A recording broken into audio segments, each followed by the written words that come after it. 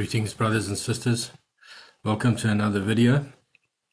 Today is the 6th of July 2025, and it's about 20 past 8 in the evening here in South Africa. A real winter's evening, right in the middle of winter, and yeah, it's been pretty cold. Missed the warm sunny days. We're not used to this cold weather here. It's been a while since I put a video out. I think it's at least about 5 months, and yeah, I've been pretty much off the grid, so to speak, for the last 2 months or so. I was led, I felt in my spirit that I needed to just get away from social media and get away from listening to teachings and that from various channels that I've been following, and just to spend some time in the Word and with the Lord. Yeah, just absolutely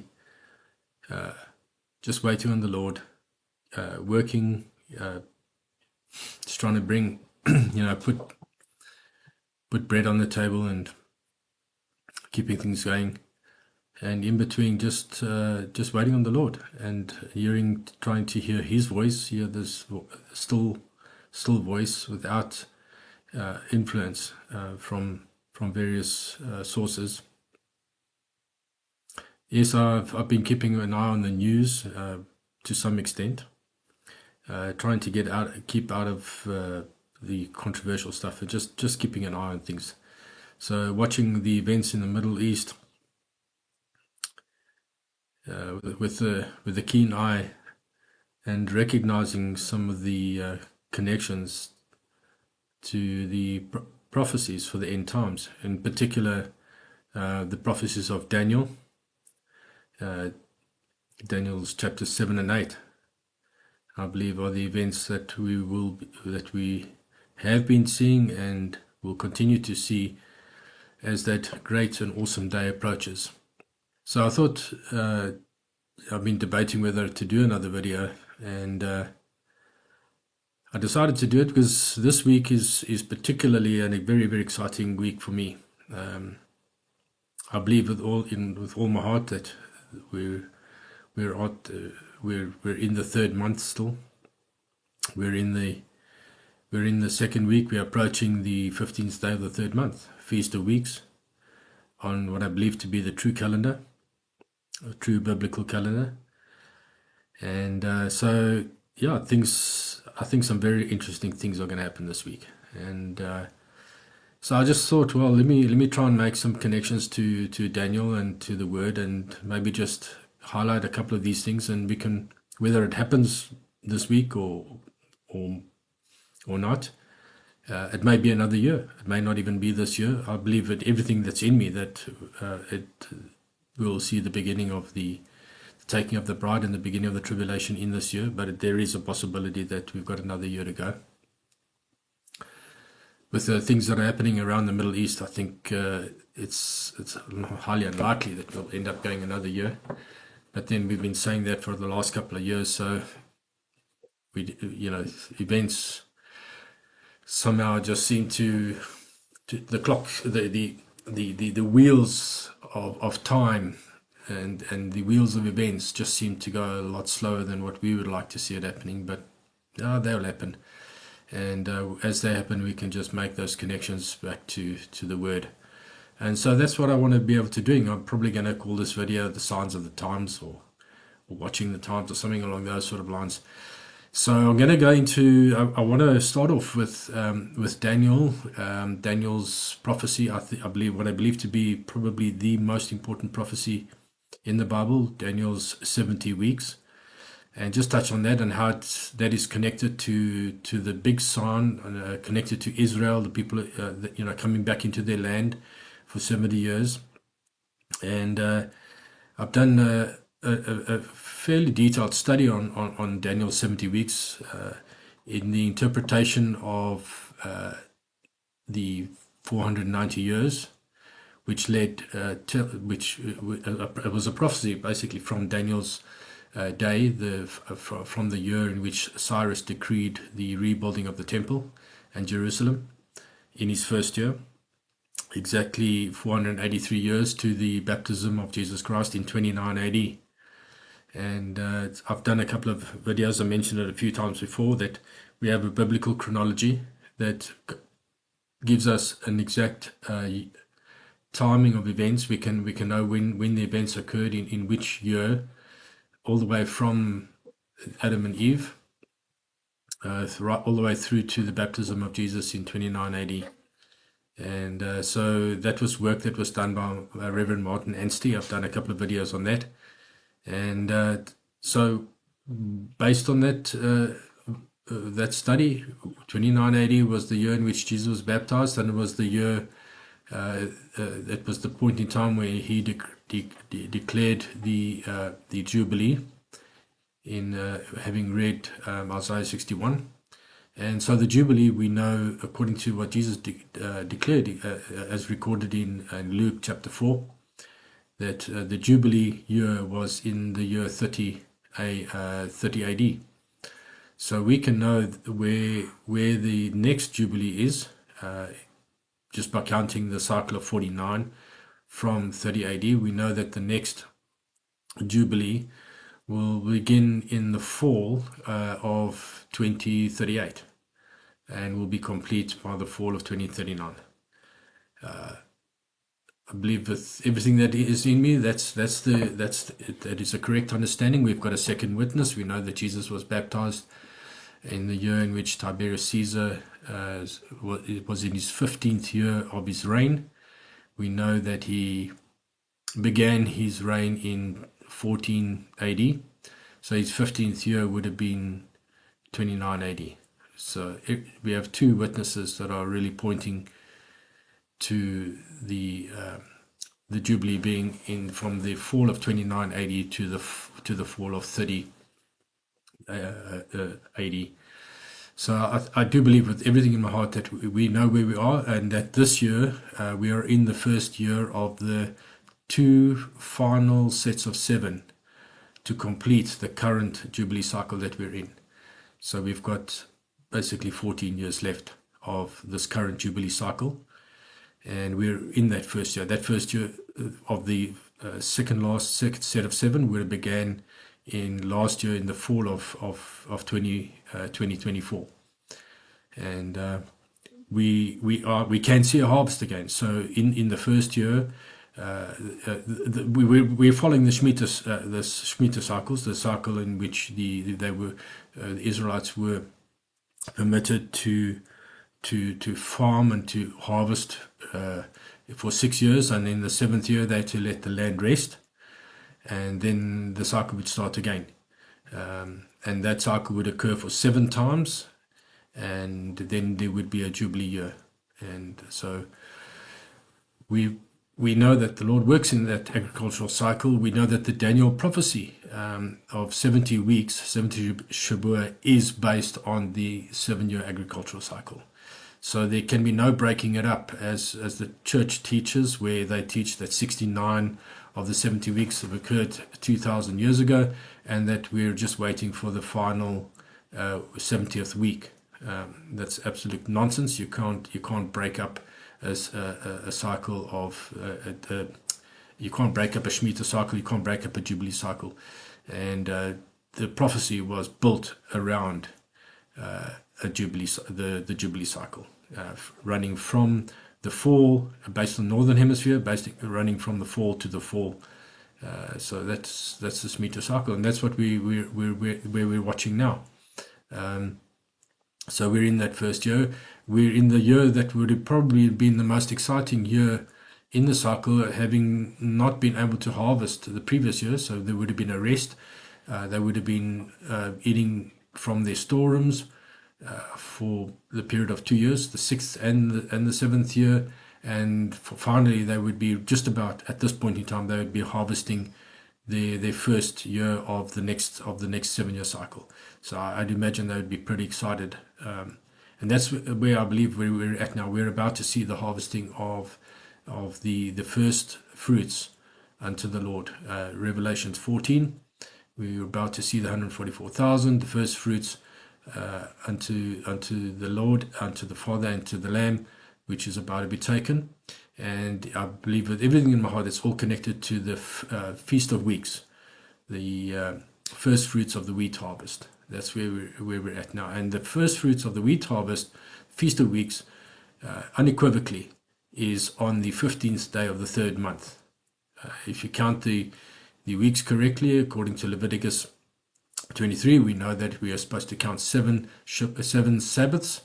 After the Passover is completed, we count 7 Sabbaths, and then we will, if we count it correctly, we'll get to the 15th day of the third month, and then the Feast of Weeks would be the 16th day of the third month. And that would be the same day that the Israelites, that the Lord came down on Mount Sinai. And it would be the same day that he entered into his covenant with Abraham. It would be the same day that he entered into his covenant with Jacob. And I believe with everything in me that that was the same day that he entered into covenant with Noah, when the first rainbow was appeared in the skies. It based on the timing of the story, we're not given the exact number of days after Noah left the ark to when he made a sacrifice on the altar. He had time obviously to build a sacrifice and prepare. And I think it was having come out of the ark on the 27th day of the second month. I believe it's very likely that he made that covenant that the Lord made the covenant with him on the 15th day or the 16th day of the third month, covenant day. So we've seen over and over again that the 15th, 16th day of the third month is a very, very important day in the event. I think it's probably the most important day in the Lord's calendar. I believe I can prove beyond any shadow of a doubt from Scripture that Jesus was born on the 15th/16th day of the third month. We know that Isaac was born on the 15th, 16th day of the third month, and we know that Isaac was a type of Jesus. And we know that Judah was also born on the 15th, 16th day of the third month. So there's a lot of connections, a lot of things are pointing to this very important day. I love the numbers as well because it'll be 15:3. And when you look at the story in John 21, where the Lord, when he had appeared at the Sea of Galilee, the disciples, it would be the third time that he appeared to them, and that was the last time that he appeared to them in that form. And I believe with everything in me, based on the accounts, it was probably that event happened on his birthday in the 15th, 16th day of the third month, and he had a meal with him. And that was the day that they caught the 150 great fish in the net, and the net never broke. That number 153 is a very important number. I just saw a video not too long ago.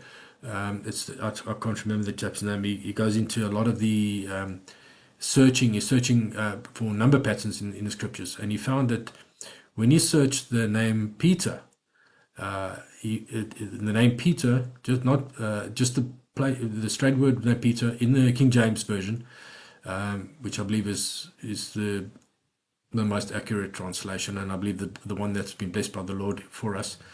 When you search the name Peter, it occurs 100, I think you said 158 times, but in 153 verses. And when you search the name Paul, it occurs 157 times, but also in 153 verses. So just an interesting pattern that we've seen coming over, and we see that both, Paul and Peter were connected to the gospel. The one was Paul was connected to the gospel unto the Gentiles, and of course Peter was connected to the gospel unto the Jews. So there's a fish connection to both Peter and Paul in terms of the gospel. 153 is about the gospel. It's all about the gospel, and I think it's pointing to the 15:3 in the date, the 15th day of the third month. And so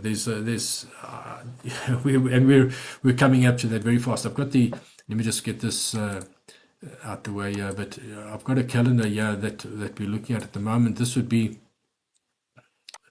This would be the sun, moon, the calendar based on the sun, moon, and stars.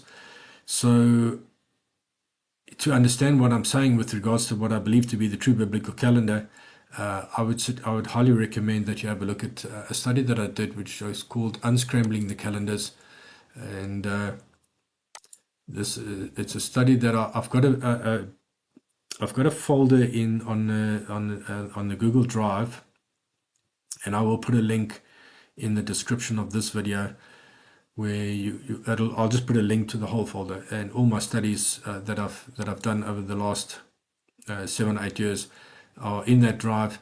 And this one goes into detail as to why I believe why I believe that the current biblical calendar that I'm presenting is the true and correct biblical calendar, based entirely on what the scriptures have to say. The scriptures are very clear that, without getting into too much detail, that the first day of the month is a new moon day, and then the second day would be the first working day, and you'd work for 6, and the 7th would be rest, which would mean that the 7th day of the week of the first week falls on the 8th day of the month.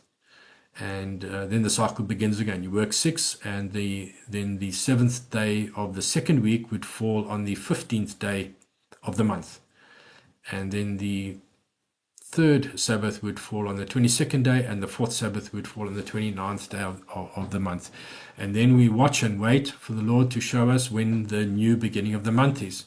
And without a shadow of a doubt, the new beginning of the month is the dark moon. The first bit of light coming on, it is the beginning of the new month. And so that follows the pattern of everything in nature. We have one creator, and that pattern is used over and over again. Everything begins from something really small, from a seed, and it grows into its full bloom, and then ultimately fades away to nothing again. We see it in our own lives. We see it in the lives of animals, in the lives of plants. We see it in the lives in the pattern of everything. It goes from small to full bloom and back to nothing again. And that's the way the cycle of the moon works. The beginning of the month starts with small, grows to full bloom, and then fades away to nothing again. It's the same pattern over and over again. Also, we know that without a shadow of a doubt that the Israelites departed out of Egypt in the middle of the month.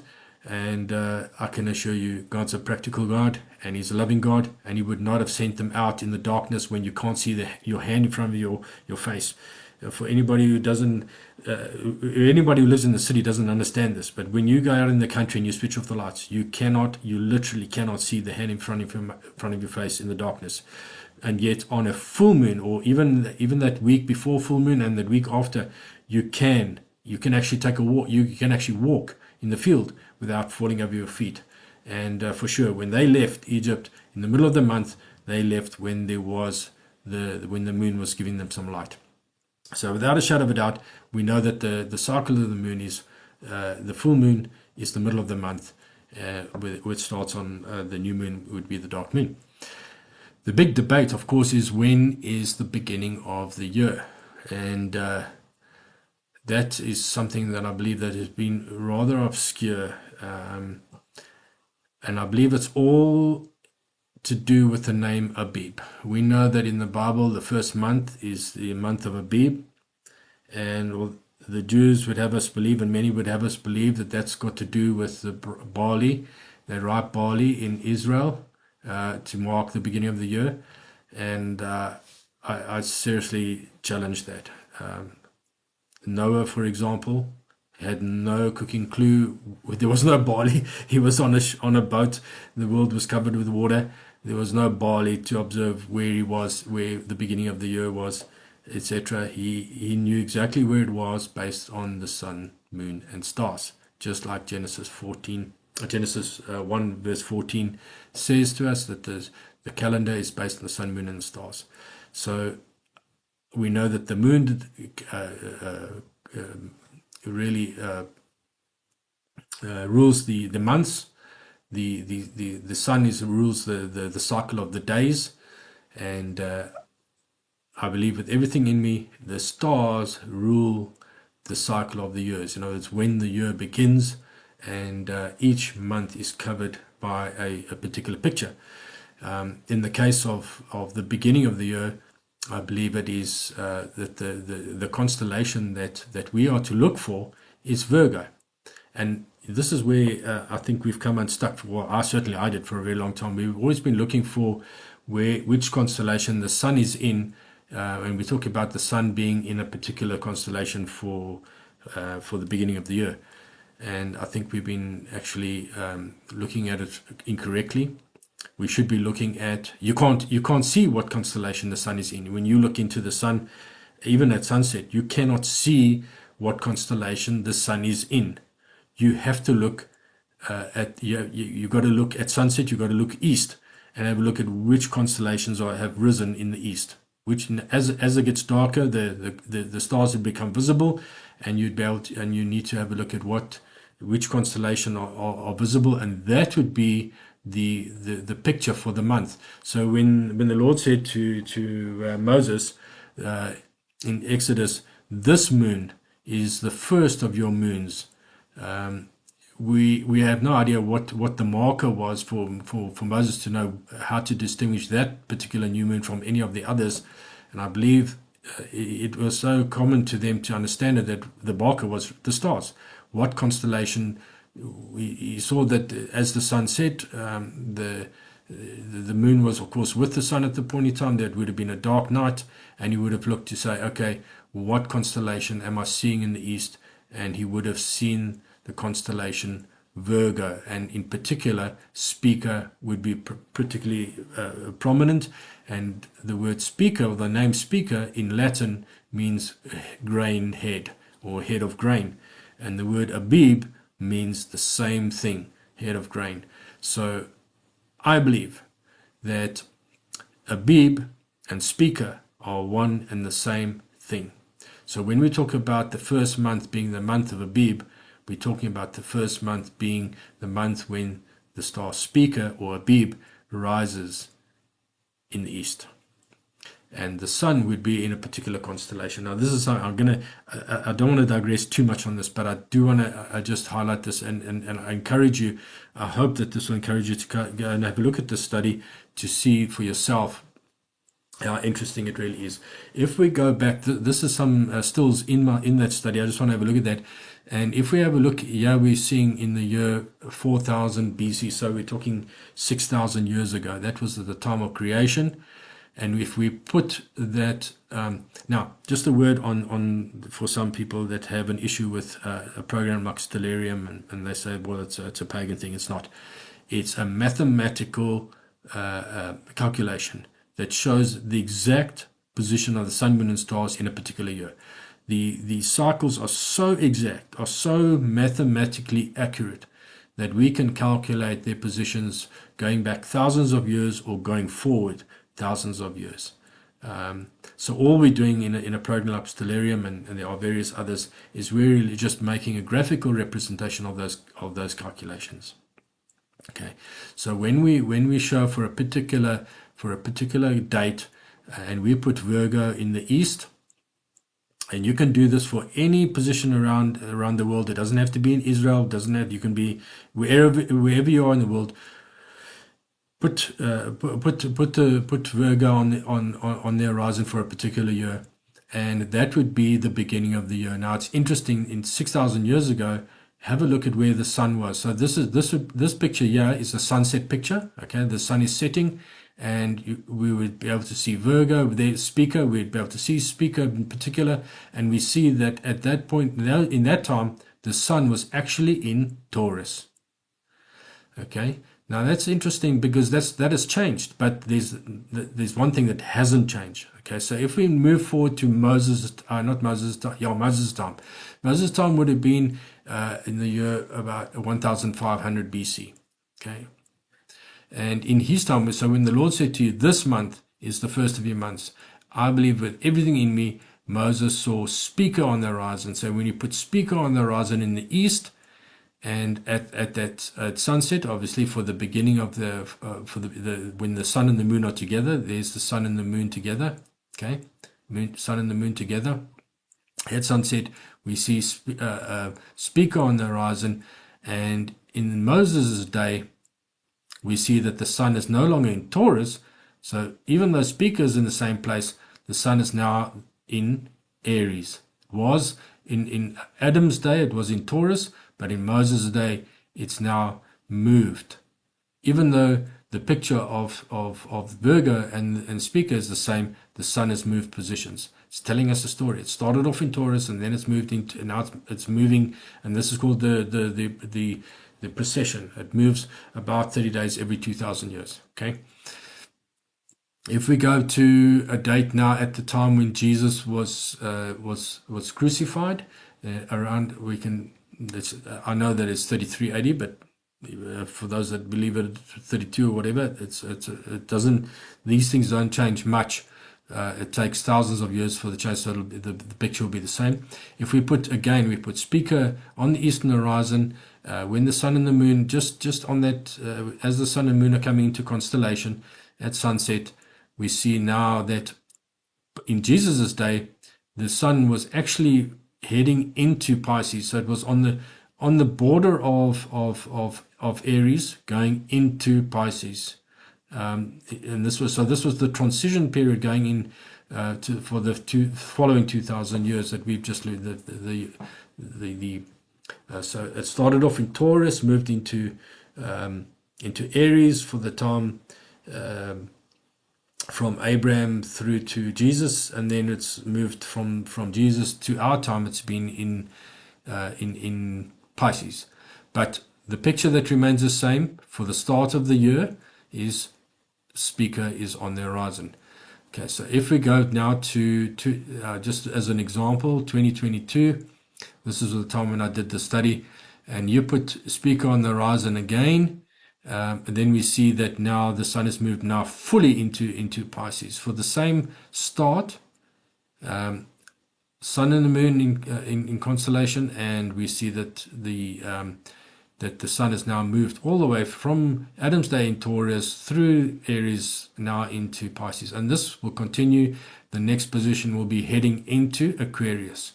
So obviously there's a story to this whole thing. The sun is busy telling us a story, going from Taurus, the beginning, through the ram, the sacrificial, the time when Jesus was crucified, into the time of the church, and then of course we're going into the time of Aquarius, the pouring out of the time of the Holy Spirit will be pouring out new life and into the millennial reign. So that's where we're heading. But the one thing that remains the same for the beginning of the year is that Abib, speaker, must be on the horizon for the start of the year. So with that rule in place, we've basically put these calendars together. It's what I've termed it the Sun, Moon and Stars calendar, based on Aries stroke speaker. Aries, because the sun was in Aries at the time of Jesus' crucifixion. That's a very important thing. And then, of course, it's now I adjusted my calendar so that for the beginning of the year, we have speaker on the eastern horizon. So with that adjusted, this year actually started on the 28th of April, based on those rules. So we are currently in the third month. Today is the 6th. It's Sunday, the 6th of July, and we're in the third month, and we're just a few days away from the 15th of the third month, which would be Jesus' birthday, and it would be Feast of Weeks, Feast of New Grain. The first fruits of the wheat harvest would begin. This is where the harvest of the wheat would just begin in this time period of the year. So that's just a little bit on the calendars. I will touch again a little bit later on the calendars and how and some of the things that it links into Daniel. But now I want to go into Daniel and just have a look at the 70 weeks and just talk a little bit about how that connects to Israel and where we are now with Israel. And why it is that, well, let's have a look at it. Daniel, you'll remember I said to you, Daniel's the most important prophecy, I believe, and it was telling us two things. One, it told us exactly from Daniel's time to the exact year in which Jesus was baptized and the beginning of his ministry. But there's also an end time prophecy which is based on 70 years, and it's all to do with this word weeks, or more correctly, Shabuah. Shabuah. H7620, the word is Shabuah, which really means 7, period of 7, or a group of 7, but it also means Feast of Weeks. So it's the name for a particular feast, Feast of Weeks, Shabuah, and I want to show that to you. So Daniel said, 70 Shabuah are determined upon thy people. So that Shabuah can be 77s, which is, for the first translation, would be 70 times 7, which is 490 years. But in the end times, it's 70 Shabuah, which would be 70 Feast of Weeks, are determined upon thy people and upon the holy city, and for a certain group of things to happen. So what are the things that need to happen based on this time period that's allocated?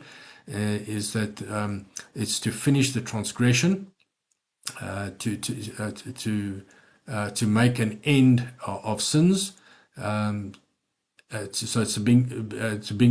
basically being a close to evil, or an end to evil, and to make reconciliation for iniquity. So this word is reconciliation or atonement for sins or evil. That word can also, 5771 can mean evil. You can have a look at that for yourself. So this is exactly what Jesus did. So 70 Shabuah, 70 times 7, 490 years were allocated to the people up until the time when Jesus came and did these first two things, where where the time of transgression came to an end, and the making an end, or making a closure for sins. Okay, his crucifixion on the cross.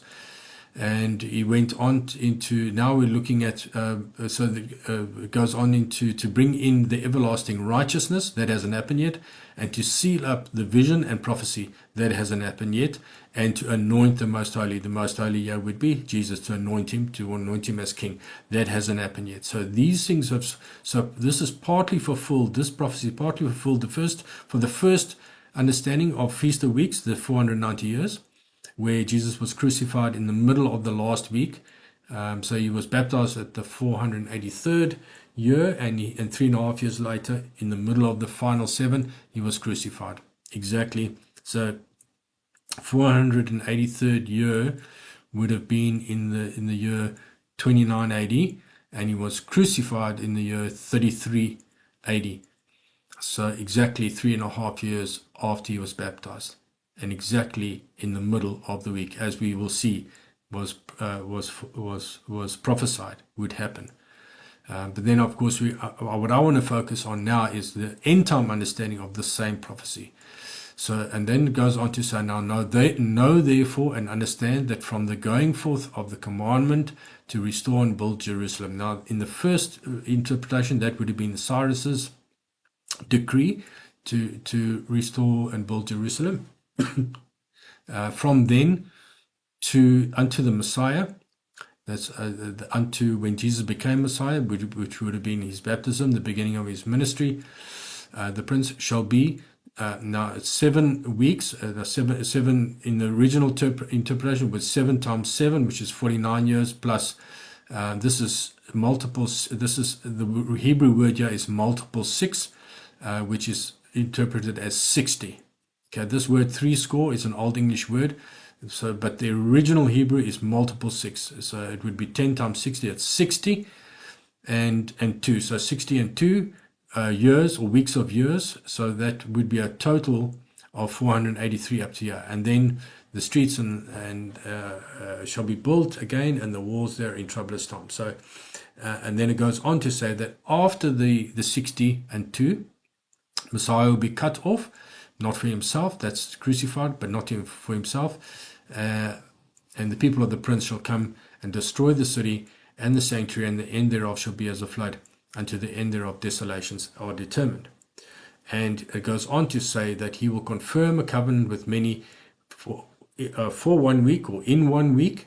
So in the middle of that final week of 7, he will confirm a covenant with many, not with all. And we see that over and over in the Gospels. Go check it out. Jesus did not die for all. He died on the cross for many.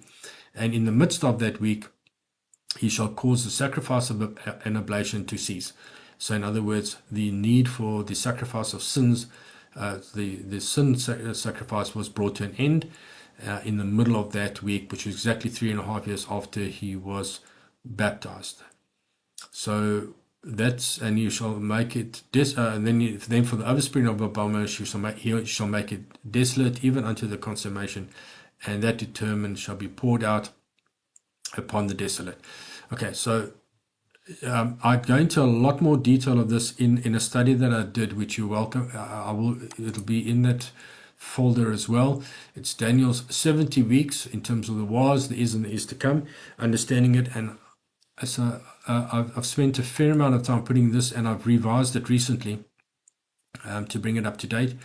It goes into the detail of what I've just been explaining to you with regards to the two ways to interpret Daniel's 70 weeks. Okay, so have a look at that study and check it out for yourself. There are scriptural references in every instance.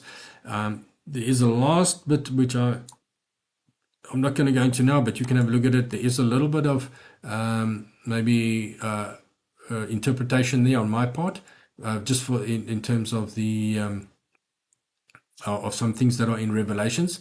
But you please have a look at that and get into the detail of Daniel's 70 weeks. Okay, so I just now going back into the same prophecy from a 70 Shabuah, 70 years, 70 Shabuah. This is for end times understanding. So let's have a look at the same prophecy now again for that, and we need to we read exactly the same prophecy, but with the eyes of understanding that it's 70 Shabuah, 70 years. Okay, so sorry, 924. Let me just go to 924.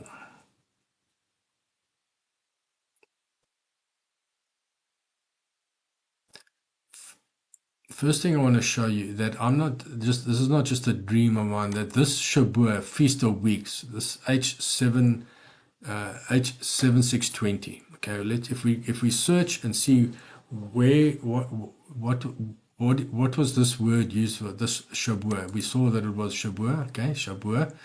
And if we just search for that, by the way, this app I'm actually using, I'm operating from, this is on my phone at the moment. So I'm using Microsoft's Phone Link, and this is an app that I love. I use it the most for my Bible studies.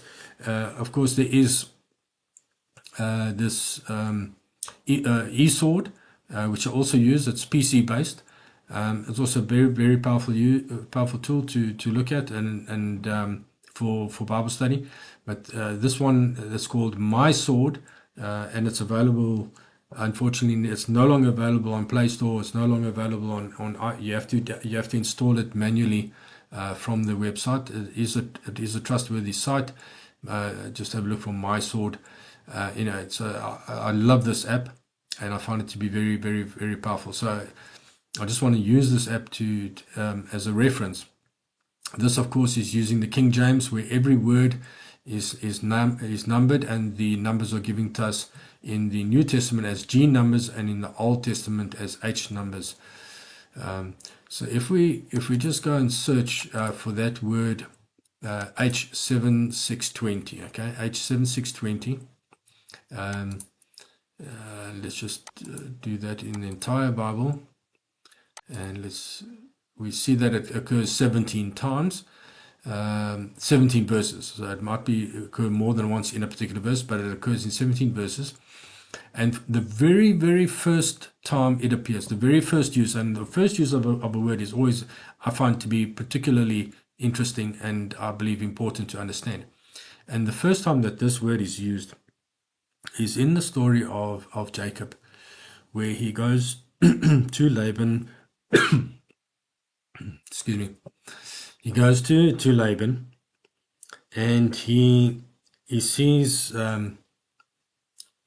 Rachel, and he falls in love with Rachel, and he enters into a covenant with Laban to work for her as a wife 7 years. And And then we know from the story that after having worked 7 years, so he worked the full 7 years, and in the 8th year, he would have received his wife. Okay. And we don't know exactly when in the year it happened, but I think when we look at these words, we'll get an idea that it was very close to the Feast of Weeks. Anyway, he had now got, this is the story of Genesis 29-27. He had now received his first wife, and he then discovered that Laban had deceived him, and he had actually received his wife Leah, the sister of Rachel. And it wasn't actually for Leah that he worked; he was working for Rachel, and he felt aggrieved. He felt very aggrieved by that, and Laban then says to him, "Fulfill her week, fulfill her Shabuah, and we will give you thee also for the service which thou shalt serve with me yet 7 other years." And so he has to fulfill Leah's Shabuah, and then he would receive Rachel, and then he would work another 7 years. So he's worked 7. In the 8th year, he receives Leah, and he sees her week through her Shabuah, and then he receives Rachel. And it goes on to, in the next verse, it's used for the second time now, that word, H7620, Shabuah. And Jacob did so, and fulfilled her Shabuah, and he, that's Laban, gave him Rachel, his daughter, to wife also. Okay, so that's the second occurrence, and the third occurrence of that word in the Bible is in Exodus 34:22. It's concerning the Feast of Weeks, and it goes on to say, "Thou shalt observe the Feast of Weeks, the Feast of Shabuah, the first fruits of the wheat harvest, and the Feast of Ingathering at the year's end." So you'll observe these 2 feasts. The one is the Feast of Shabuah, which is the first fruits of the wheat harvest. So the Feast of Shabuah, the Feast of Weeks, is in the middle of at the beginning of the wheat harvest. And as I mentioned, I believe with everything in terms of the counts, it's if you count the calendar, and just do a quick count there. So if after the Passover, if you count 7 Sabbaths after the Passover, so you don't count that one, you've got first fruits, and then you count, so it's 1, 2, 3, 4, 5, 6, 7. The 7th Sabbath, and the next day is Feast of Weeks, and that's a Feast of Shabuah, and that'll be the 16th day of the 3rd month, and that would be so let's just go there. So we see that we are to observe the Feast of Shabuah, the first fruits of the wheat harvest, at that. So that's the third occurrence of this word. So we see clearly Daniel's prophecy, when he says 70 Shabuah, you can also understand it as 70 Feast of Weeks. 70 Feast of Weeks are determined. Let's go back to Daniel. So we read it in that context. 70 Feast of Weeks are determined upon thy people. That would be 70 years upon thy people and upon the holy city, to finish transgression and to make an end of sins. Okay, that's the understanding in the is. They've gone through another set of transgression and sins in these last 70 years. To make reconciliation for iniquity, and to bring in everlasting righteousness, and to seal up the vision and prophecy, and anoint the most holy. So none of these things happen again, but we've now have a new set of cycles, a new time to look for the coming of the Messiah, because it goes on to say, to know therefore and understand that from the going forth of the command to restore and build Jerusalem, that'll be the new one that has to happen again for the new trigger in the end time understanding unto the Messiah. So from this commandment that will happen again, which is after the 70 weeks this time. So we have the 70 Shabuah, the 70 Feast of Weeks. Then we're going to have a commandment to restore Jerusalem. And then from there we'll have, so from that commandment unto Messiah will be 7 Shabuah, that's 7 years, and multiple 6, and 2 Shavuot. So multiple 6 and 2 Shavuot. So 7 multiple 6 and 2. And I believe that in the end time understanding, where the first time around was the multiple was 10, I believe in these end time understanding the multiple is 1. So it'll be 7 Shavuot, 6 and 2 Shavuot. So that's a total of 15 Shavuot. Now that's an interesting, because we know the end times is 14 years. Why is Daniel talking about 15 Shavuot, okay, from the commandment to the coming of Messiah and to complete all of these things, okay, will be, to complete all these things that he spoke about will be 15 Shavuot. And this was something that I've in the past I've tried to understand, but until it suddenly dawned on me. For a 14-year, if it has to start with the Shavuot and end with the Shavuot, then 14 years will be exactly right. Because if you've got 14 years and it starts on a Feast of Weeks and it ends on a Feast of Weeks, you will have a total of 15 Feast of Weeks in a 14-year cycle. So it starts with the Feast of Weeks, the 14 starts on a Feast of Weeks, and it ends on a Feast of Weeks.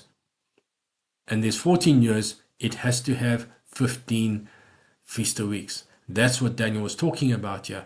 And I believe with everything that is in me right now, the whole story, this whole thing has to start on Feast of Weeks, on the Shavuot. There has to be 15 Shavuot.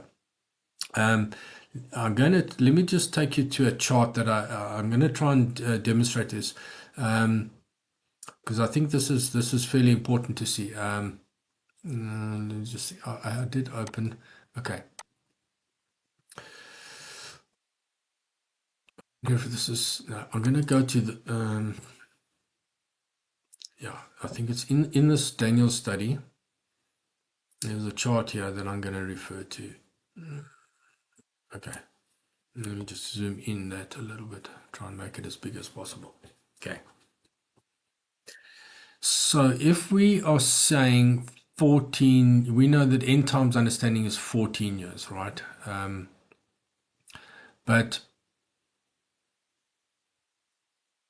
I'm actually wondering if this is really, no, I think that actually might be easier to explain it on this one. Yeah, okay. Let me go through this chart quickly. This was just very briefly. We know the end time understanding is a 21-year story. Okay, so it's based on that same story of Jacob. Jacob having gone to work 7 years for his wives, and in the 8th year he receives his first wife and his second wife in the 8th year. And then he works another 7. He works another 7. So he works 7 and then another 7, and then he works 6 for the cattle, and then he enters into a covenant with Laban. So we see that pattern, and we see a similar pattern in the flood story, in Noah's releasing of the doves. We see a similar 21-day pattern. This is a 21-year pattern in Jacob's story, and it's all pointing to a 21-year cycle for the time of the end. So we're seeing that we have a 7-year lead up to the final 14 years. Then we have the final 14 years, which is split into 2 parts.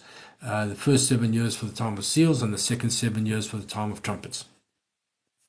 But so what I recognized is that the 21-year cycle actually fits into a 21-day cycle of a month as well. And we know that, for example, the 7th seal is the time of rest. So that's speaking of a Sabbath. And so we know that there's clearly a pattern that's related to the cycle of a typical week. Six working days and a day of rest, and then 6 working days, day of rest, and so on. And so that's what I try to depict in this. In a typical month, you've got a new moon day, and then you've got 6 working days, and the Sabbath day, the 7th day would be on the 8th day of the month. Then you've got another 6 working days, and then the Sabbath day on the 15th day of the month, and then another 6 working days, and the Sabbath day on the 22nd day of the month. Okay, that's the same pattern that we see in these end times. We've seen a lead up in the last 7 years of Holy Spirit preparation for this time that we're about to go into in the time of tribulation. Okay, it all started in 2017. At the time of we recognized around September 2017. We know many people know about the Revelation 12 sign, and a lot of people came to wake up and started really getting into end time understanding at about that time. So we've seen, and that's been going on now for 7 years to where we are at. We are at this point in time. We're in this line over here between April and October 2025. Okay, so we're in the first year. We're in the first day of the next of next week or the next 7-year cycle. Okay, we're getting in year 1 from the 14-year cycle. So from year 1 to the 14 years, and the 15th year is the Jubilee and the final restoration. Or in the 2021 picture story, it's 21 years, and then the 22nd year would be the Jubilee year. Okay, so if we have a look at that, so I'm just trying to orientate you to the chart. So we've gone through the first 7 years of preparation. This would be the equivalent of Jacob working 7 years. Okay, and then receiving his wife in the 8th year. Okay, then he worked another 7 years. Okay, and then he worked another 6 years, and then he entered into a covenant in the 21st year. Okay, into a covenant, which is exactly what Jesus will do as well. The final covenant that he makes will be in this year, before entering into the millennial reign and becoming king and in his kingdom. So we see that we got this the cycle, and that's what we're really trying to depict here. We're at this point in time. We're in the beginning of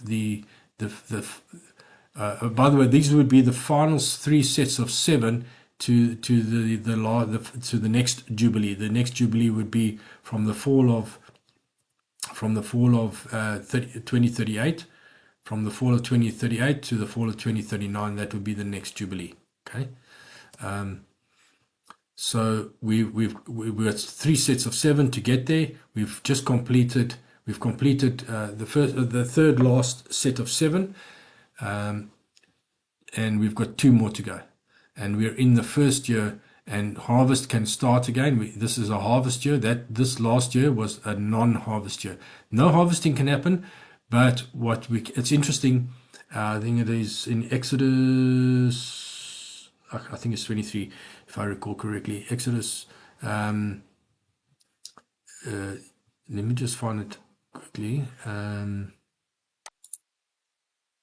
Okay, it was in Exodus 23:11, and it's talking about this cycle of 6 years. Thou shalt sow thy land and gather in the fruits, but in the 7th year thou shalt let it rest and lie, and so you don't do a harvest. So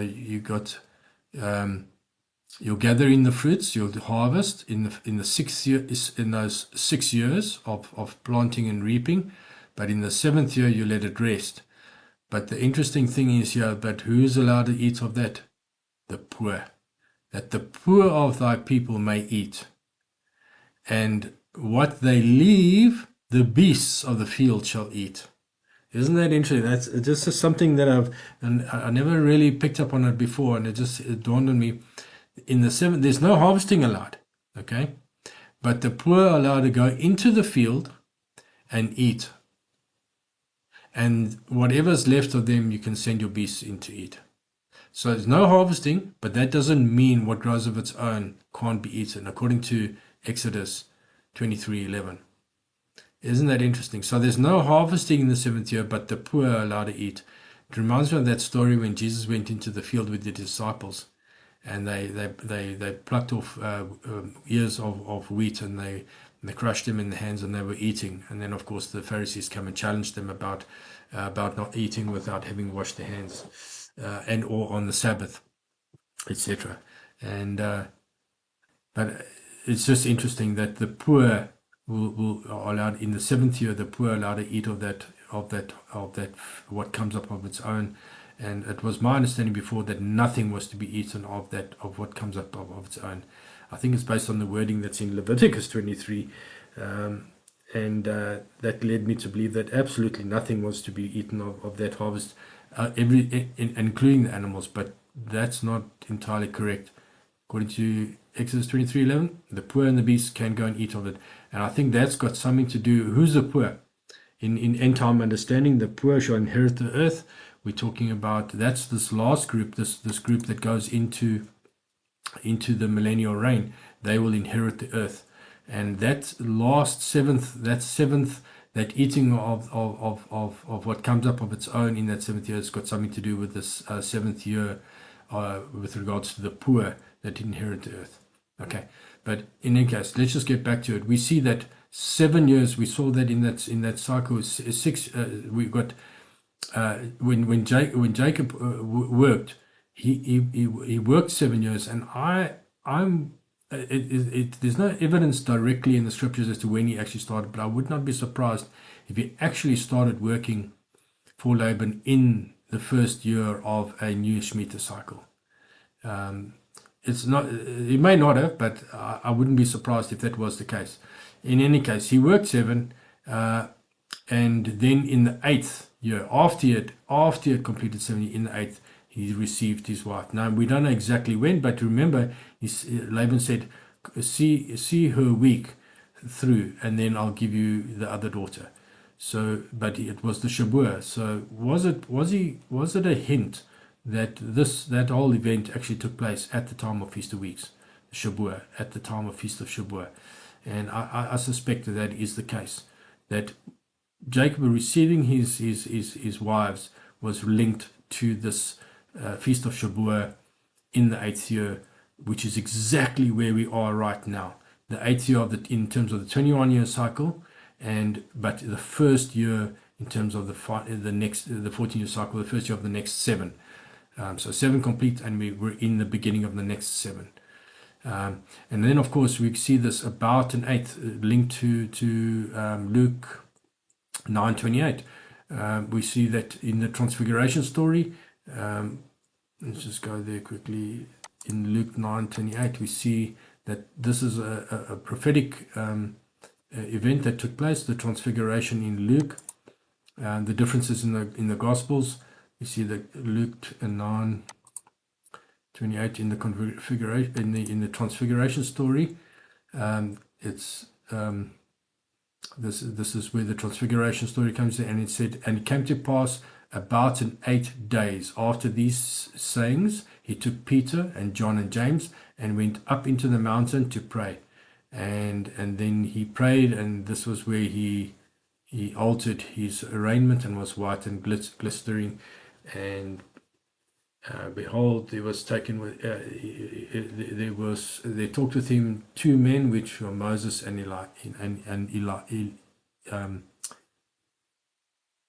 Elijah. So that's the Transfiguration story in Luke, and it says about in 8 days we have this going up into the mountain to pray in the Transfiguration story, whereas in Mark, that's Mark 9. I think it's Mark 9:2, if I remember correctly. And it says in Mark 9:2, it says, after 6 days. So where it looks at after about in 8 days, and it's after 6 days, Jesus take with him Peter and James and John, and leadeth them up into the high mountain apart by themselves, and was transfigured before them. So he goes, and so after 6 days they go up into the mountain. So we have this difference of 6 and 8. And then, of course, we've got Matthew, it's in 17:1, if I remember correctly.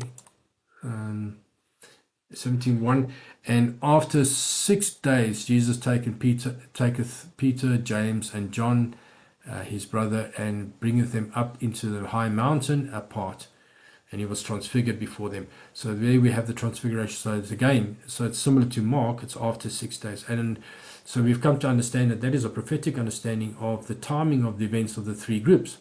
The first group being the bride group linked to Luke, Then we've got the church group that's linked to Mark, and then the final group, the Jews linked to Matthew. So if we have a look at, we see we have, in terms of this picture, we have after about 8 days, okay, and then after 6 years. So from there it's 1, 2, 3, 4, 5, 6. After 6, so we know that the rapture will happen here. This will be the rapture after 6, and then we count, and then we in Matthew it's again, it's after 6. So it's 1, 2, 3, 4, 5, 6, and then we know that this is the final Armageddon and the restoration of all things in the 14th year. So we see this pattern, and that's where we're at the moment. So there's so many things pointing to this particular time right now. We have Daniel saying Feast of Weeks, Feast of Shabuah, 15 of them, and then to the anointing of the Most Holy. So this is what I wanted to just show you in this diagram, the counting of those. If we mark on here, if this is where we are at the moment, and this little green star represents the Feast of Weeks, or the Feast of Shabuah, okay, and it'll be in this time period where we are now, about July. So I just, in terms of the year, I just put a marker there. So if we count off, if there's one every single year, okay, at about the same time. So Daniel said there would be 15 of these, okay. So it's 1, 2, 3, 4, 5, 6, 7, 8, 9, 10, 11, 12, 13, 14, 15.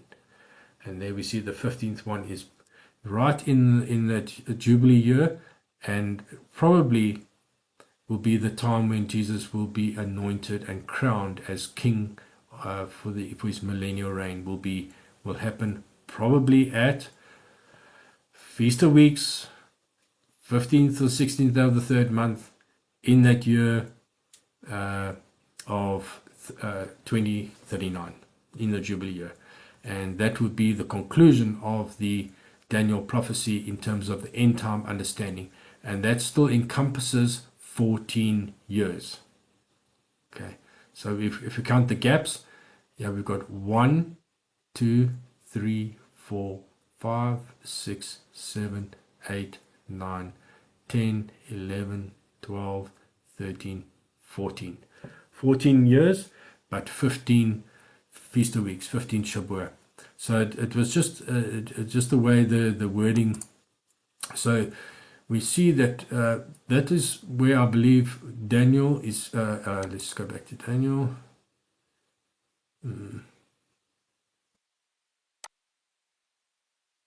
So Daniel 9:24, the 70 Shabuah, and we see that from this command. So the thing that triggers this whole thing, and this is where I'm at the moment. I believe that if it's true, if my understanding is correct, and this Shabuah, this Feast of Weeks, is the beginning, then in this week, and we know that this is in this week, if we go to the calendar, there it is there, it's the 11th of July, okay, and we're here. So if it's going to be this year, and it's possible that it might only be next year, Feast of Weeks, but if it is this year, then in this week, somewhere here, we should see two things happening. Well, the one thing that we should be seeing is some sort of the first thing we should be seeing is some sort of decree, or maybe an announcement for the temple to be rebuilt. I believe something along those sort of lines, for the rebuilding of the temple. Some sort of declaration to rebuild the temple will happen in this coming week, before Friday. The second thing that we must understand must be the transgression of astonishment, or the transgression of desolation, which is in Daniel chapter 8, which is connected to the ending of the daily, and I'm going to show you now, that's the ending of the daily I believe, is the ending of the daily prayers at the Western Wall. So I want to get into that particular thing, but we know that that in terms of the Daniel prophecy, it's the trigger is the command, the from the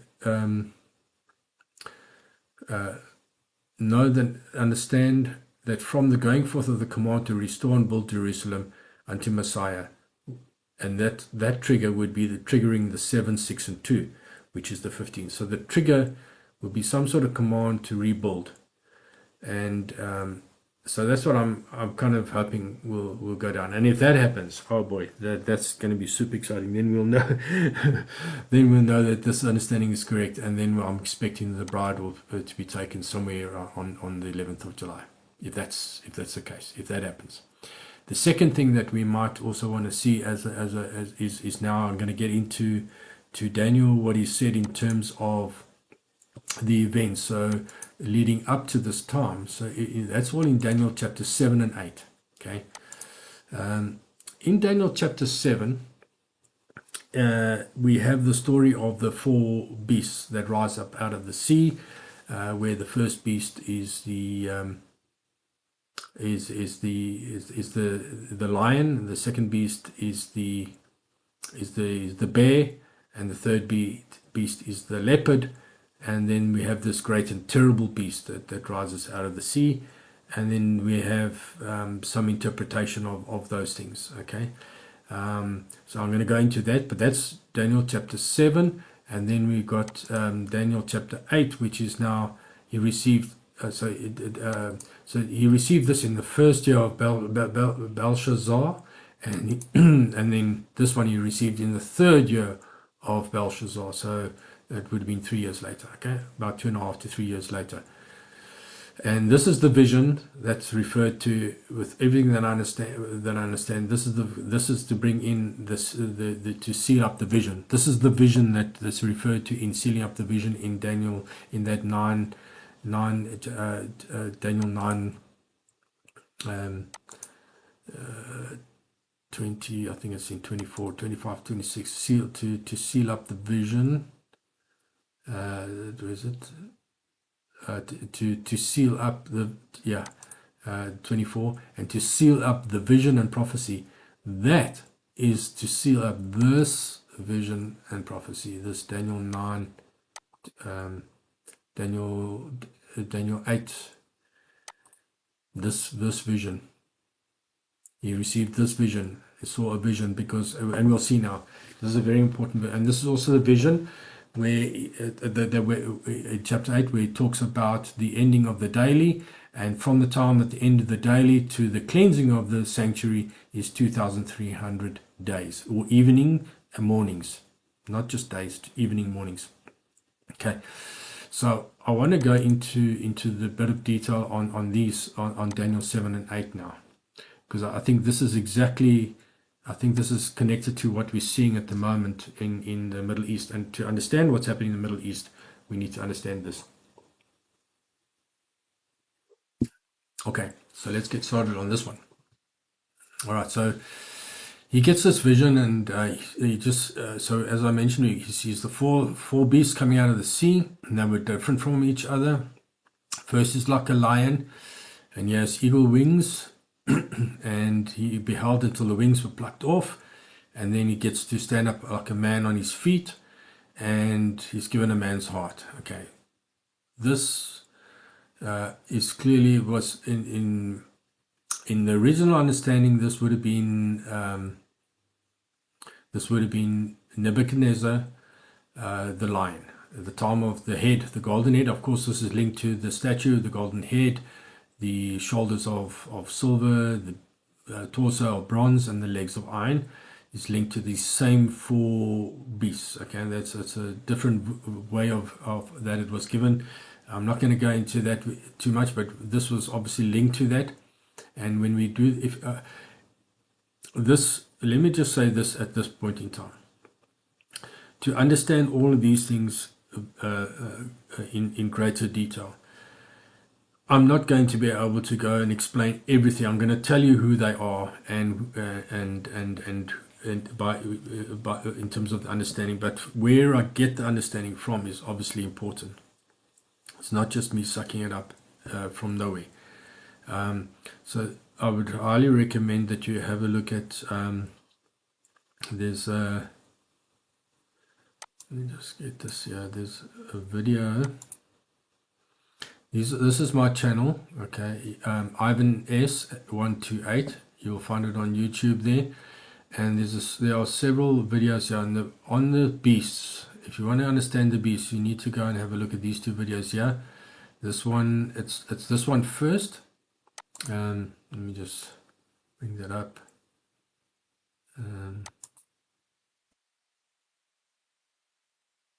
Okay.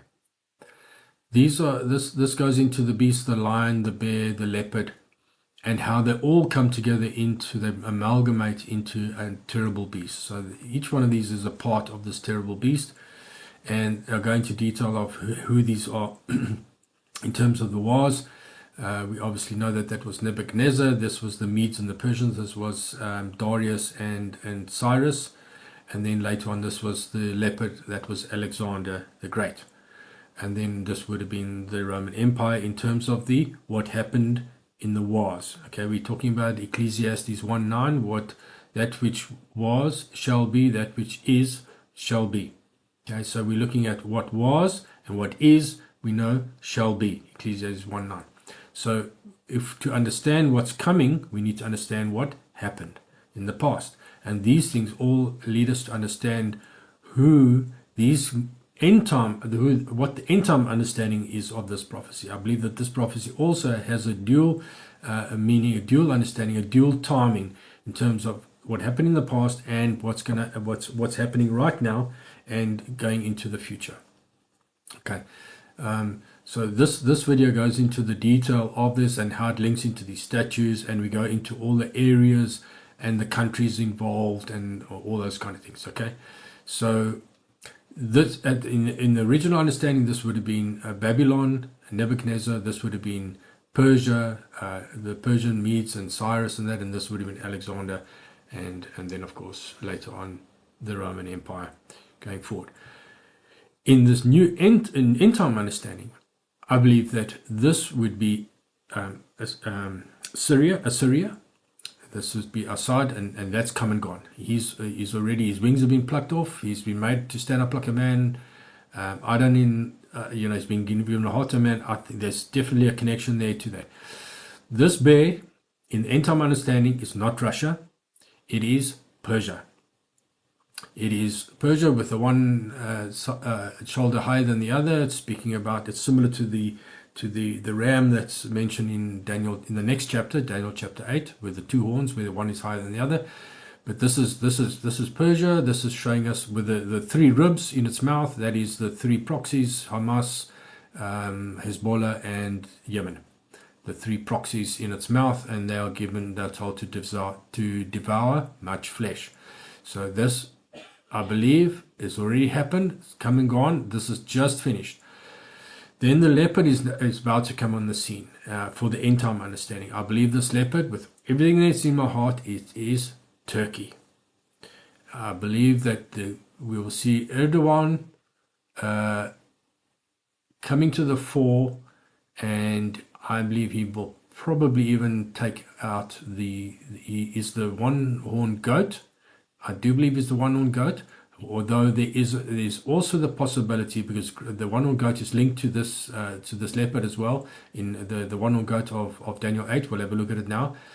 But the one-horned goat that takes out the ram, which is Persia, could also be the West, could be Trump, and that might have already happened. So we'll have a look at that briefly.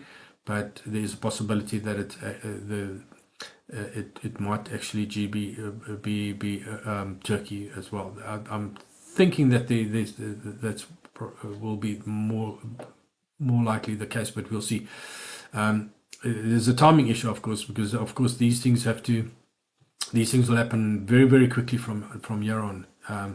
To get to the point where they all come together.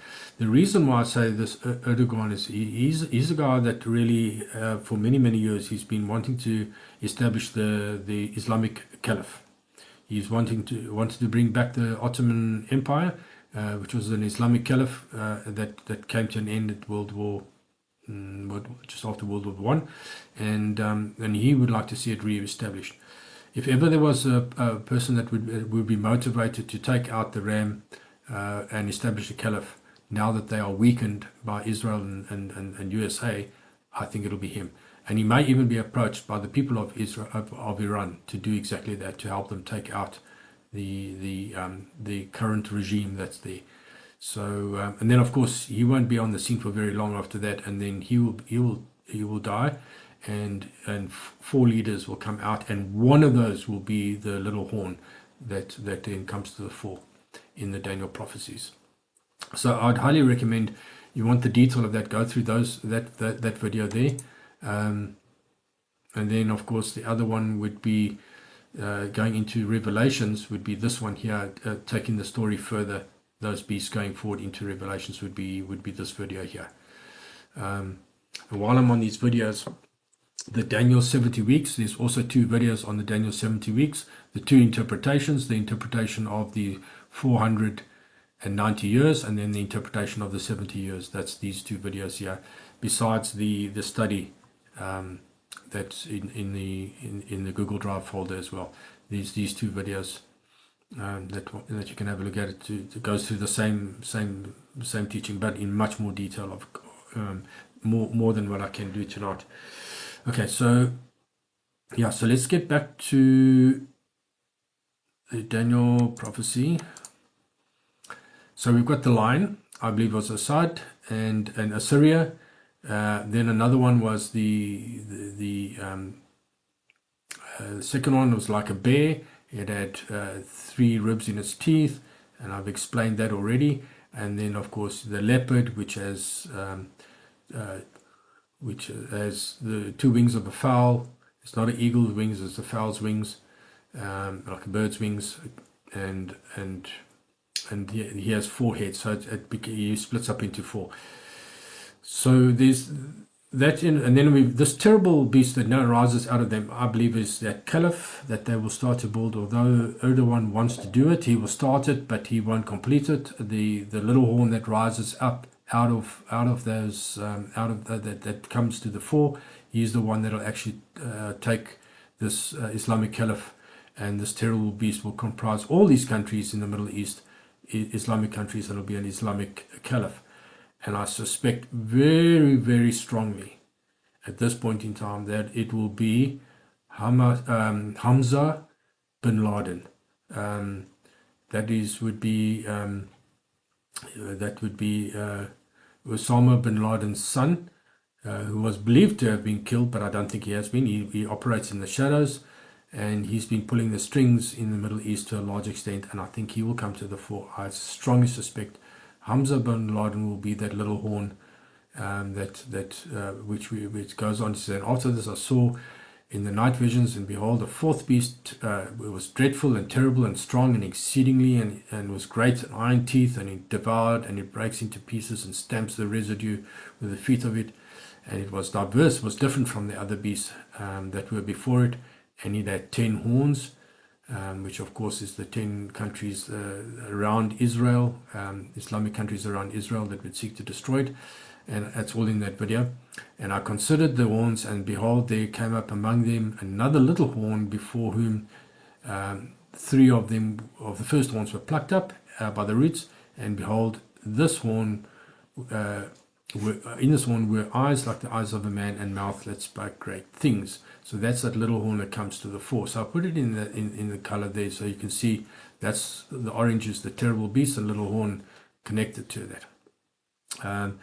Then Daniel goes on to say that now he says I beheld, he watched until the thrones was cast down, or set down, placed down.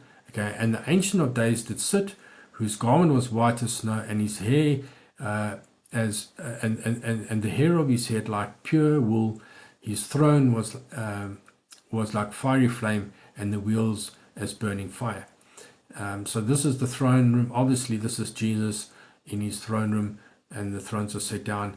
and a fire stream goes forth from the throne before him. 1,000 ministered unto him, and 10,000 times 10,000 stood before him, and judgment was set, and the books were opened. So he watched up until this event.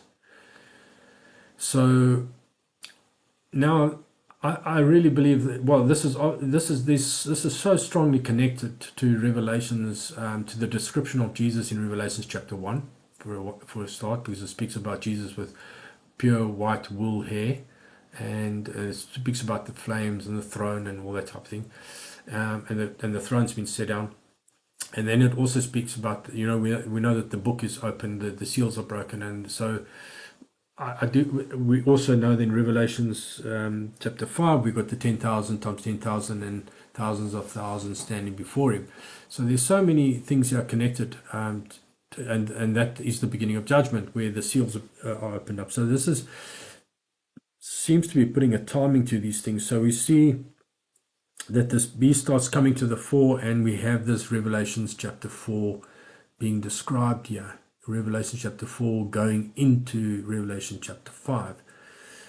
So I put that in purple. That's just a time stamp in the whole sequence of events here. And then he continues with the terrible beast. He says, I beheld then, because of the voice of the great words which the horn spake, and I beheld even until the beast was slain, and the body destroyed and given to the burning flame. So this was through the whole time of seals. This is the beast of Revelation chapter 13, and he's destroyed ultimately by the end of the sixth seal. Or at the time of the sixth seal, he's destroyed and thrown into the flames, into the bottomless pit. So we have this interjection of time, and then he continues and completes the story so that it goes right to the end. So we see this is definitely a time of events leading up to the beginning of seals to the end of seals. Okay. And then it just goes on to say concerning the rest of the beasts, okay, their lives were prolonged for a time and a season. So they weren't completely destroyed at the time that the beast is destroyed, but they're involved in the time of trumpets. After seals comes trumpets, and there's some involvement of these other 10 horns during the time of trumpets. Okay. Then it goes on to say, now this is now the link to Jesus again, and the elect that work with him. And I saw by night visions, and behold, one like the Son of Man came with the clouds of heaven, and came to the Ancient of Days, and they brought him near before him. And there was given to him a dominion and glory and a kingdom, and all the people and the nations and the languages which serve him. His dominion is an everlasting dominion which shall not pass away, and his kingdom that which shall not be destroyed. So obviously this is now speaking, leading into, from the beginning and into the millennial reign at the end of the 14 years of tribulation. Okay, the receiving his kingdom there. So that's is taking us to the full end of the picture. So it's starting off the beginning. These beasts arising, which I believe we've seen some of them happening already. The terrible beast is coming on the scene now. We will about to see the horn coming up, and then he complete, and it'll lead us into ultimately the millennial reign. So Daniel didn't understand all of this thing. He was aggrieved, and and the visions troubled him, and so he came near unto one that stood and asked him the truth of all this. So, and that angel told him, and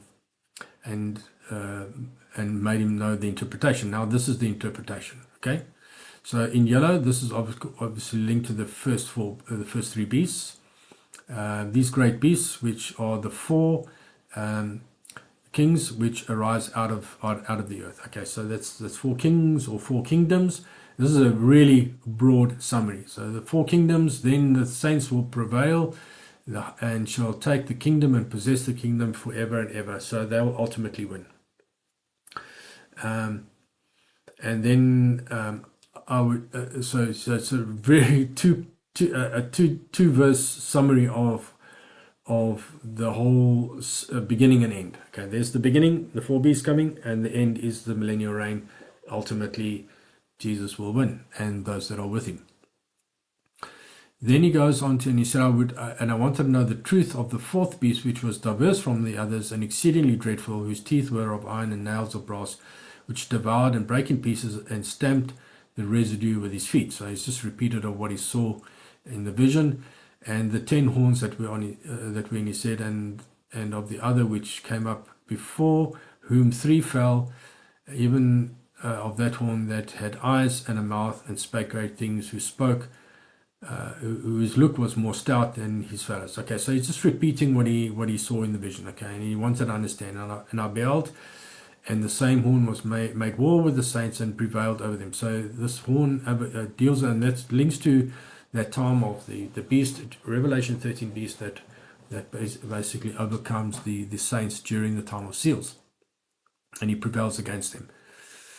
And that goes on until the Ancient of Days came, and judgment was given to the saints and the Most High, and the time came that the saints possessed the kingdom. So there's the end of it again. So we're given an overall summary. The end result is given to us again. I've put colors in so you can see the connections between how the story is repeated in layers. Okay, and thus now's the interpretation.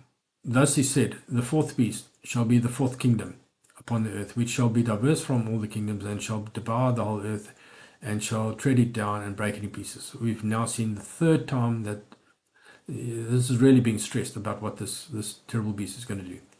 And the 10 horns out of this kingdom are the 10 kings that shall arise, and another shall rise after him, and he shall be diverse from the first, and he shall subdue 3 of them. So it's pretty clear. The one that comes up, this little horn that comes up, that becomes prominent, given a voice, and he oust 3 of the 10, and they become 8. Because 10 minus 3 is 7, plus himself, it's back to 8 again. So of the 10 ends up in being 8. And he will speak great words against the Most High, and shall wear out the saints of the Most High, and think to change times and laws, and they shall be given into his hand until times and the dividing of times, until a time and times and dividing of time. So that's a time, that's a year, and times, that's 2 years, and a dividing and a half. So 3.5 years.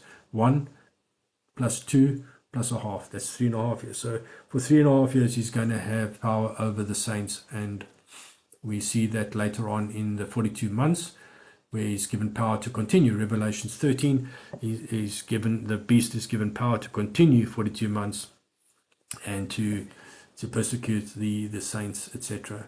That will be the second half of seals. 42 months is 3.5 years, and this is just this time here as well. Same, it's connected. And then again we see, but the judgment shall sit, and they shall take away his dominion, and to consume and destroy it even unto the end. So he's explaining again what was given in the vision. He will end up in the lake of fire, and the kingdom and the dominion of the great and the greatness of the kingdom under the whole heaven shall be given to the people and the saints and the Most High, whose kingdom is everlasting kingdom, and all the dominions shall serve and obey him. So there we see a repeat of the coming millennial reign. And that's the end of the matter. And he kept it in his heart. And that was an overview of what's going to happen. So we've got these. But so when did this actually happen? Is this for the end, or is this something that's already come and gone? And I think there's enough evidence here that is a bit of both. It has happened to an extent, but we're going to see a similar pattern of events coming again.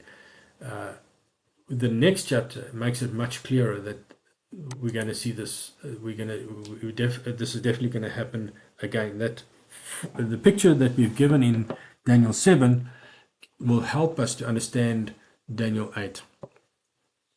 So let's go into Daniel 8. This was given to him 3 years later, and he saw in a vision, and it came to pass, and he was in Susan. That Susan is in Elam, which is in the southern part, western part of Iran, Elam. and he was given a vision. He was in his vision. He was in that place, okay, by the river Ulai, and he sees in the vision over there. He sees there stood by the river a ram which had two horns, and the two horns were high, but the one was higher than the other, and the higher one came up last. So we have the situation in Iran now. I believe with everything in me this, well, we're told that this is Persia, the media Persia. In the interpretation later on, Gabriel, the angel, he actually interprets this for him, and he tells Daniel that this is Persia. Of course, this would have been the happened at the time in the was, but there is evidence in this chapter that this is also for the time of the end. So we see the situation in the current Islamic regime that's there. We have a double leadership. We've got the supreme leader, and then we've got the prime. I think they call him the prime minister. Supreme leader is higher than the prime minister, and that's the way they rule. But as it is there at the moment, the Supreme Leader has been in far longer than the Prime Minister. The Prime Minister came in, I think it's about a year ago or so, maybe it's a year and a half ago. Time flies so quickly. But the Supreme Leader, the Ayatollah Khamenei, has been there for several years now. And yet, we see here that at the time when this ram is taken out and the two horns are broken, that the higher had actually come up last. So I think what we should be seeing there is that Khamenei will be replaced very shortly by a new supreme leader, and then the two horns will be broken. So that's what I'm watching for over there, because he went and he saw that the ram was pushing westward and northward and southward, and no beast might stand before him, neither was there any that could deliver out of his hand, and he did according to his will and became great. Okay, that's already happened. We've seen what's happened with Iran. And then he considered, and behold, a he-goat that came from the west, and on the face of the whole earth, and touched not the ground. And the goat had a notable horn between his eyes. Now, this is later on we're told that this goat is from Grisha, and we'll go into a little bit of who that potentially could be, because Grisha is a little bit more cryptic than Persia Media. We know it's definitely Iran, but Grisha, where it's a little bit more cryptic as to who they could be. But anyway, this one-horned goat, he comes to the ram, and that had two horns, and that he had seen before the river, and he ran into him with the fury of his power. And I saw him come close unto the ram, and he was moved with choler, with anger, with bitterness against him, and smote the ram and brake his two horns, and there was no power in the ram to stand before him.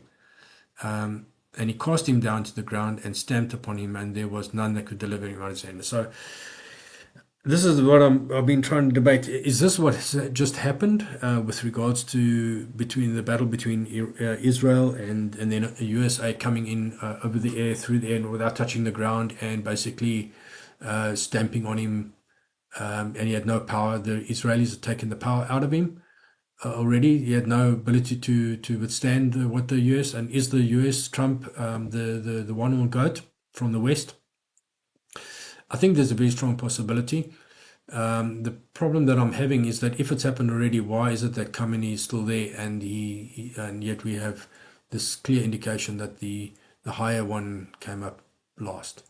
So I'm a little bit doubtful that what we've seen is the actual end of the story with regards to this, and the actual prophet, it might be a lead up and a preparation. I think, in fact, what's happened is they've weakened the ram to the point where the one-horned goat will have a power over him, and he's unable to stand because of what's been done to him already.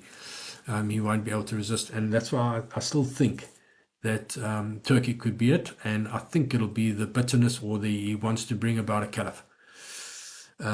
It's interesting that recently he's just started arresting and putting into jail some of his political rivals, and they're starting to show signs of him wanting to become a little bit more powerful in the Middle East.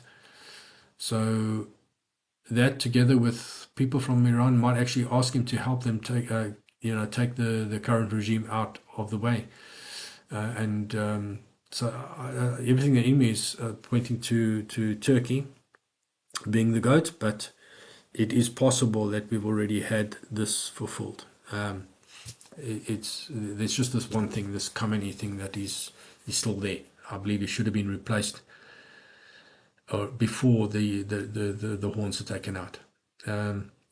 Anyway, so that's something to watch. We're watching very carefully what's happening over there. It goes on to say that therefore the he-goat waxed very great, and when he was strong, he was broken, one was broken, and out of that came four notable horns towards the four winds of heaven. So whoever this is, if it's Trump, is about to be taken out, and if it's Turkey, then Erdogan will be taken out ultimately, and there'll be four to replace him, and one of those four will be that little horn that comes up. So we saw in the terrible beast of Daniel chapter 7. So out of one of them came forth a little horn, which waxed exceedingly great towards the south and towards the east and towards the pleasant land, waxed great even to the host of heaven. In other words, pointed through his fist at Jesus, and cast down some of the host of the stars to the ground and stamped upon them. That would be those that are walking with Jesus. He magnified himself even to the Prince of Hosts, and by him the daily sacrifice, the sacrifice in italics. So by him the daily was taken away, and the place of his sanctuary was cast down.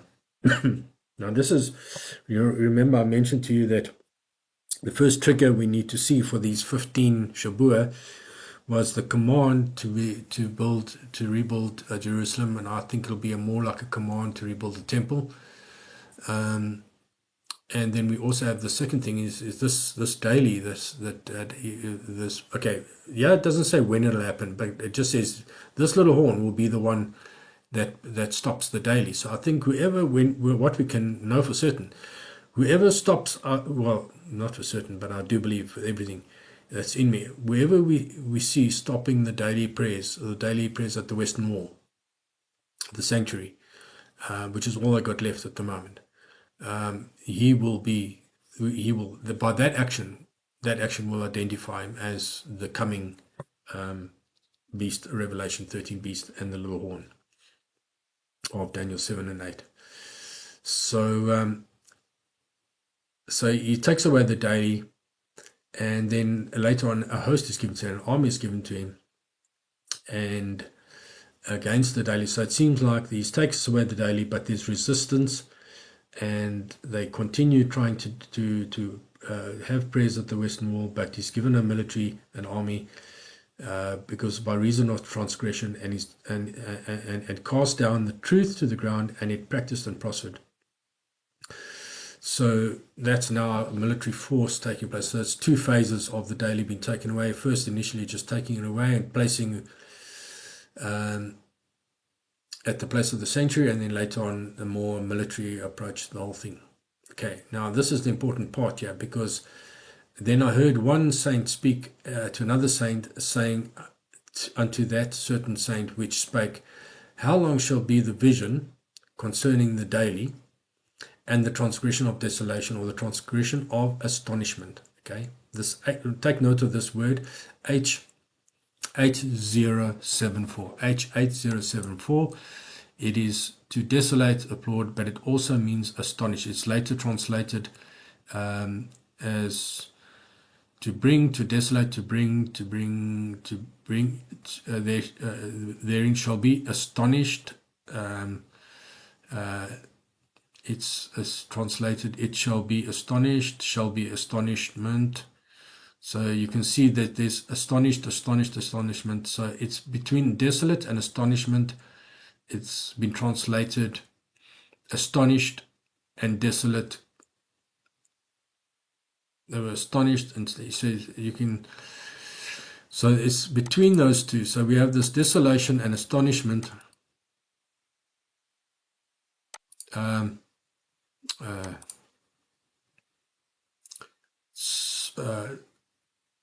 The transgression of desolation, or the transgression of astonishment, to give both the sanctuary and the host to be trodden underfoot. So how long shall it be from the time that the daily is put away, okay, or stopped, and for this time, this period of time when the sanctuary will be trodden underfoot?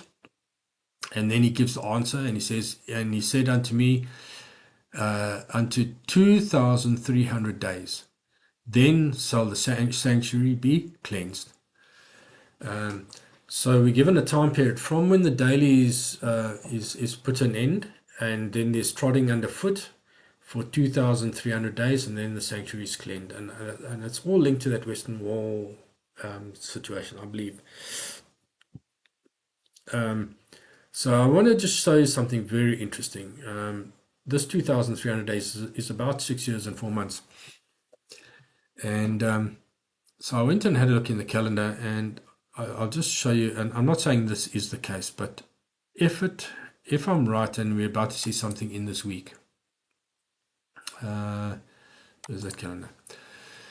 If we're about to see something in this week, and we take 2,300 days from this time period. In fact, I'll just tell you straight out. If we take 2,300 days from this day here, from this Wednesday, the 14th day of the third month, which is the day before the Sabbath in this week, and we add 2,300 days, it brings us to the 26th of October 2031. And the 26th of October on what I believe to be the true biblical calendar, this is now the same calendar, this is 2031. The 26th of October will be the Day of Atonement. And so 2,300 days from this week, Wednesday.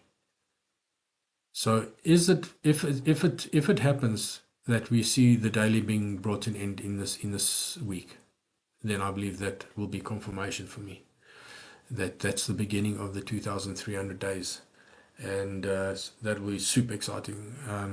So what's the chance of both of those things happening? There's some sort of declaration about the temple being rebuilt in this week, and then within a day or two after, some sort of rioting or something happening where those daily prayers are put to an end, and that will be confirmation of these events. And then if that happens, oh my goodness, then 7-11 is going to be a super duper day, I do believe. Feast of Weeks, and being the first of the 15 of Daniel's 15 Shabuah, Feast of Weeks. So that's the main of what I wanted to share with you guys, because man, that is so super. This may or may not happen, and if it does, oh my goodness, it's going to be super good. All right, let's just see if we can finish this.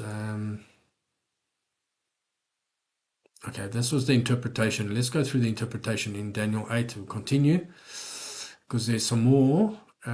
This is now. He said, "Behold, I will make thee know know what shall be in the." Okay, this was important. This is why I say Daniel 8 is for the time of the end. So this is now Gabriel, eh? Yeah, you see over here. Let's go back a bit.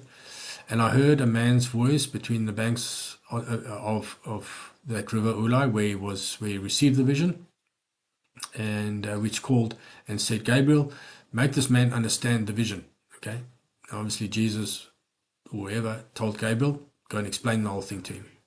So he came near. So Daniel came there and he stood, and when he had came, I was afraid and fell on my face, and he said unto me, "Understand, O son of man, for at the time of the end shall be the vision." Okay, remember we saw that it was in Daniel 9:24. One of the things was to seal up the vision, and here this is the time of the end will be shall be the vision. And now he was speaking with me, and in a deep sleep. I was in a deep sleep on my face towards the ground, but he touched me, and and set me upright. Okay, he woke me up, and he said unto me, Behold, I will make thee know what shall be in the last end of the indignation. Remember, we saw for yet the reconciliation for indignation, and for the time appointed, the end shall be. Now, this is the time appointed. This is the Moedim. Okay, so the time appointed. We know that the Moedim is the appointed times. And Feast of Weeks is one of the appointed times, only one of the appointed times. So we know that this end will be at one of the appointed times. No debate about it in my view. Then he goes on to explain. So he gives a bit of a timing issue, and then he says, okay, then the ram which I saw with two horns are the kings of Media Persia. So that's clearly in today's times, Iran. And the rough goat is the king of Grecia. Now this Grecia is Jaban. Jaban, which was the son of Joseph, and it's really talking about the east. It's translated Greece. Greece would be where we see the area where Alexander the Great came from was Turkey. That whole area, the descendants of Javan. And that whole area of where Turkey is now is that area that we're in. So I do believe that this Grecia is that Turkey, and the great horn is that is between the eyes is the first king. So obviously in the wars it was Alexander the Great, but in these end times I believe it's got something to do with Turkey. We'll see. Now that being broken, whereas four stood up for it, and the four kingdoms shall stand out of the nation, but not in his own power. And in the latter time of the kingdom, when the transgressors are come to the full, a king of fierce countenance and understanding, dark sentence shall stand up. So I think this is really just pointing to, when you understand who Grecia is, and that it's Alexander the Great, and that he died and four came out of it, and in the latter time, out of that area where Alexander came from, that's where the little horn will come from. And in his power shall be mighty, but not by his own power, and he shall destroy wonderfully, and shall prosper and practice, and shall destroy mighty and the holy people. It's talking about the little horn again. And through his policies he shall cause craft to prosper in his hand, and he shall magnify himself in his heart, and by peace he shall destroy many, and he shall stand up against the prince of princes, and he shall be broken with iron hands. So that's his end conclusion. It's the whole story again in different words. He will stand up, magnify, he will destroy the people of the Lord, the saints, the Christians, but ultimately he will be broken and he will be destroyed. And then it goes on to say, and this is important, the vision of the evening and the morning which was told is true. Now this vision is which vision? It's the vision of the evenings and the mornings, which is the 2,300 days. The 2,300 days is described here, which shall be told, therefore shut up thy vision, and for it shall be for many days. So the vision of the evening and the mornings, which was told, is true. Therefore shut up the vision, for it shall be for many days. So it's clearly telling us this thing is linked to the end times. 3 times we're told that this is for the time of the end. There's some that argue that this 3,200 days is 3,200 years. But that doesn't fit this picture, because it says here that the vision of the evenings and the mornings. It's just interesting. This word evening, morning, this 6153, and the morning 1242. So 6153 and 1242. Let me just show you something.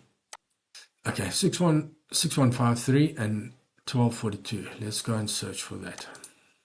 First time that it comes up, Genesis 1:5, and God called the day, the light day, and the darkness he called night, and the evening and the morning the first day. 6153 H1242. So I have great difficulty with that idea that the 3,200 is related to years. It's evening and mornings, it's days, and it's linked to right from the beginning, Genesis, right throughout all these Genesis, the evening, morning, all of them are 6153 H1242. I just thought that was interesting. So I'm fairly convinced that this vision, which was said to be true, and then, in conclusion, and I, Daniel, fainted and was sick certain days. Afterwards I rose up and did the king's business and was astonished. There's that word, H6074, the one that's used for desolation. He was astonished at the vision.